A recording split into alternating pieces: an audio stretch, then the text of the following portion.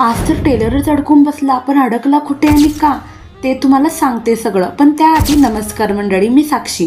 तर आजचा दिवस खरंच भन्नाट गेला. पण सकाळी वाटलं सुट्टी आहे, थोडी मजा करू, फिरायला जाऊ. पण काय सांगू, आमच्या घरी सुट्टी म्हणजे कामाची दुसरी इनिंग सुरू. शेतात पोचले तर वातावरण भन्नाट, पण रोप लावायची जागा बघूनच भीती वाटली. पण मग मनात आलं की डर के आगे जीत है, आणि काय चालू केलं की काम. मोटरीला दिलं दणका आणि आलं की पाणी.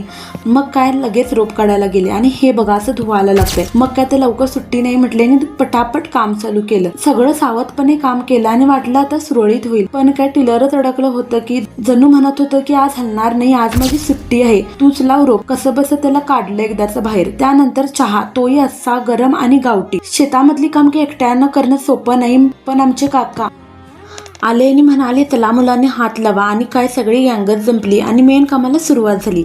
आता काही लवकर संपत नाही म्हटले आणि चला आता याचा न्यायनिवाडा जेवण करूनच लावू. मग काय जेवण, त्यानंतर कंबर काय सरळ झाली नाही आणि कसं बसं करून सगळं संपवलं. आणि जर हा मातीचा आणि मजेचा प्रवास आवडला असेल तर एक लाईक ठेवा आणि फॉलो करायला विसरू नका. बाय.